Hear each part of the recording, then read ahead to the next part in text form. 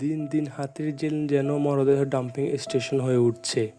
কারো কারো গলায় ছুরির দাগ, কারো ভাসমান মরদেহ। এই ব্যস্ত নগরীতে কোলাহলমুক্ত জায়গা হাতিরঝিল। কেন এত অপহরণ এখানে?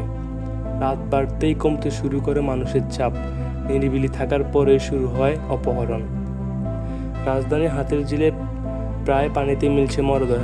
পুলিশের তথ্য বলছে গত ৮ বছরে এই ঝিলে মরদেহ উদ্ধার হয়েছে ২৭টিরও বেশি। এই জন্য রাজধানীর উন্নয়ন কর্তৃপক্ষ ওপর চাপ দিচ্ছেন বিশ্লেষকরা। পুলিশ এড়াতে পারে না এই দায় দিচ্ছেন। হাতিরঝিলে এক পাশে সড়ক, অন্যদিকে ঝিল, মাঝখানে ওয়াকিং ওয়ে। দিনের আলোয় সবুজ সমারোহ যেন রাতে নগরবাসীদের জন্য আতঙ্ক। খানিক অংশ হালকা আলো থাকলে হিংস্রভাগ অংশে থাকে অন্ধকার, যা সুযোগ নিচ্ছে অপহরণকারীরা।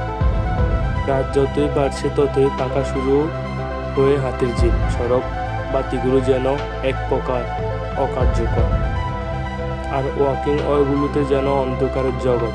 স্থানীয়রা বলছে সেনাবাহিনীর নিয়ন্ত্রণ থাকার সময় হাতিরঝিল অনেক নিরাপদ ছিল, কিন্তু এখনো অনেক অনিরাপদ হয়ে উঠেছে।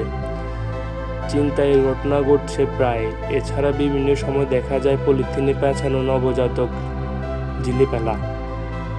হাতিরঝিল থানার অফিসিয়াল ইনচার্জ শাহ মোহাম্মদ আওয়ালাদ হোসেন বললেন, ক্যামেরাগুলো অনেক উপর লাগানো, তাই এর ফলে জুম করলে বোঝা যায় না কিছুই।